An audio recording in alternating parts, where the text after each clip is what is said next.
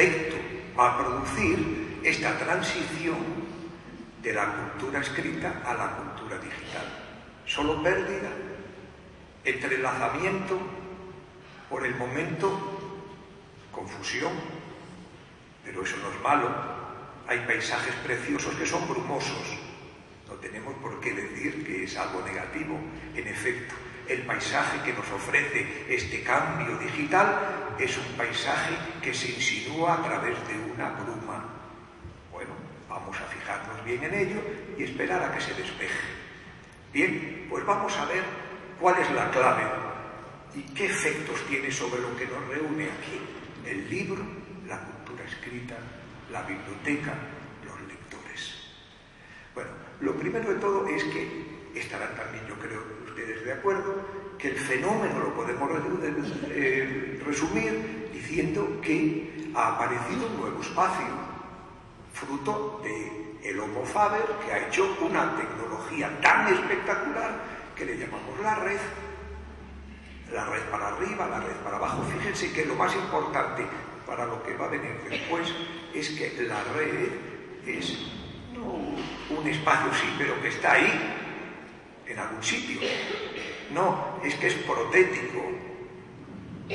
Ahí está la clave, lo llevamos con nosotros, porque la tecnología en el poquísimo tiempo de desarrollo ha sido suficiente para que tengamos la prótesis que nos permite estar conectados a un espacio nuevo con propiedades completamente distintas.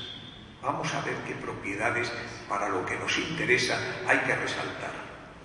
La primera de ellas, fíjense, podemos definir la red, naturalmente no como una malla, eso es como definir al ser humano por sus huesos, es algo más.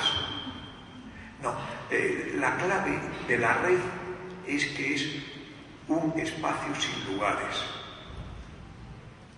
Un espacio sin lugares, donde no hay distancia ni hay demora. Todo lo contrario a lo que nos ha impuesto nuestro cuerpo desde que somos seres humanos, que por cuerpo ocupamos un lugar y hay una distancia que hay que vencer y un precio que es la demora en vencer esa distancia. Y ahí que en ese espacio protético que tenemos, ese espacio no tiene distancia, no tiene consecuentemente demora, es decir, todo lo que hay en ese espacio, incluidos nosotros, es ubicuo, es decir, lo que hasta ahora solo tenían las divinidades.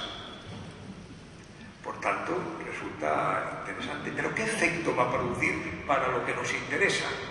Pues para podérselo explicar de una forma rápida y amena, vamos a fijarnos en las ballenas jorobadas. ¿Qué sucede con las ballenas jorobadas? Pues que es el animal en el planeta que tiene más intensidad de emisión de sus sonidos. Así que sus sonidos pueden traspasar todo un océano y se piensa que quizá más, hasta llegar a los oídos de otra ballena en el otro extremo de otro hemisferio. Bien, ¿y qué consecuencias le trae a la ballena eso? Pues otra que también le hace tener otro récord. Es el animal que emite más largos mensajes del reino animal. Es decir, que cuando canta, cuando emite sonidos, lo emite casi de media hora. Bueno, ¿por qué hay esta coincidencia? Pues la misma que tenía el astronauta de Odisea Espacial 2001, cuando en la obra de Arthur Clarke o en la película de Stanley Kubrick se acerca a Saturno. ¿Qué sucede? Que cuando tiene que comunicar con la base terrestre, no puede comunicar como comunicamos ahora nosotros.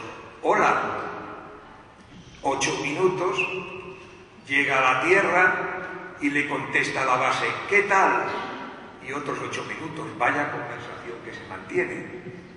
Así que estamos viendo una relación interesante con la ballena jorobada, o si quieren ustedes con Odisea Espacial 2001 y el astronauta. que cuando tienes que transportar la emisión, la señal, la información a largas distancias, gastas mucha energía y gastas mucho tiempo. En consecuencia, tienes que encapsular la información en cápsulas muy densas de mucho contenido para que compense todo el esfuerzo y la demora de la transmisión. Por eso escribíamos antes cartas y no WhatsApp. Escribíamos una carta porque tenía que irse al otro lado del Atlántico al hijo que estaba allí. En consecuencia, no se te ocurría decir ¿qué tal hijo? Escribías y muy bien. Arte que se nos ha olvidado, una larga carta contando pelos y señales de la familia. Y esperando otra, después de 15 o un mes, otra de tu hijo igual de densa. Si yo vengo aquí de Madrid, pues tengo que encapsular mi información en lo que el formato llamamos conferencia, porque si no, ni a ustedes organizadores con los gastos que suponen, ni a todos ustedes que se han desplazado de esos lugares, ni a mí compensaban el esfuerzo de la concentración en este lugar, por bello que sea. Así que mando durante 40 o 40 y tantos minutos un paquete de información. Pero bien, cuando lo que nos trae la red es presencialidad,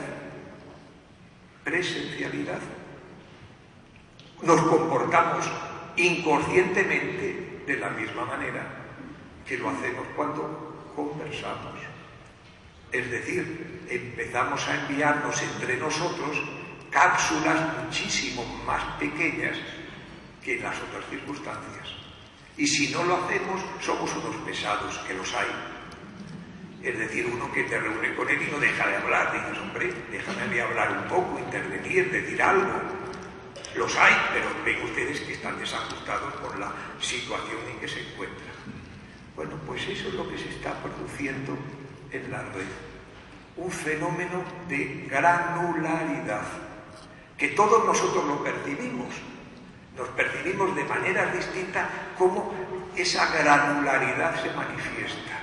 Es decir, que nos comunicamos y muy potentemente, pero a través de cápsulas de información muy reducidas.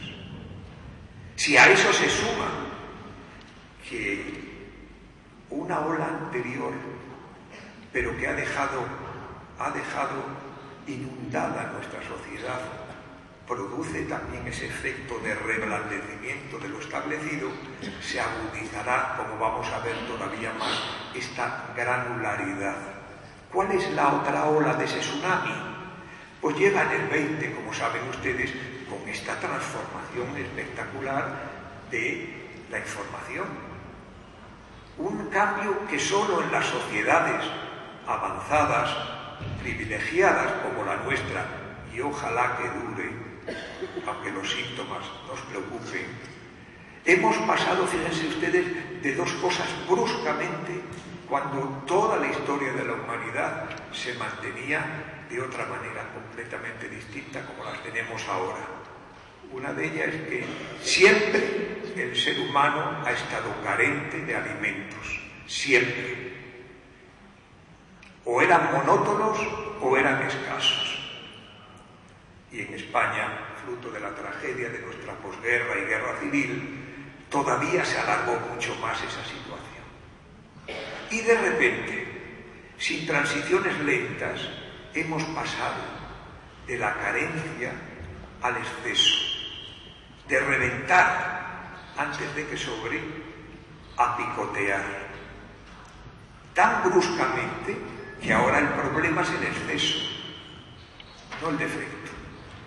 Pues bien, otro órgano nuestro que no solo necesita proteínas, sino que necesita información, el cerebro, ha estado permanentemente anémico de información. Vivíamos en el valle de la cotidianeidad. La información que llegaba era muy pobre, muy poca información. Y también de repente en un plazo de tiempo sin transiciones lentas, hemos pasado de la carencia a la sobreinformación. ¿Y cómo eso no va a afectar al cerebro? Por eso todos los que nos comunicamos, bien porque seamos docentes o por otros medios, nos damos cuenta en unas décadas el profundo cambio que se produce en la recepción de nuestros mensajes. Porque tenemos enfrente cerebros sobreinformados. Y sobreinformados quiere decir simplemente traspasados por señales, nada más, pero traspasados por señales. ¿Y qué sucede cuando un cerebro está sobreinformado? Que tiende a dos cosas. Una de ellas es a la desatención y otra a la fractura. El cerebro está desatento, que es el equivalente a un estómago desgranado por exceso, y es un cerebro que fractura tus mensajes, y cualquier comunicador, un profesor, se da cuenta enseguida cuando se ven esas caras beatíficas de alguien que se ha desconectado y está pensando en otra cosa. Claro, cortas continuamente los mensajes y los fracturas. Ven que esto ha ido creciendo y los estudios que se hacen, tanto en la audición como en la lectura, e incluso la lectura audiovisual, tiende a esa fractura.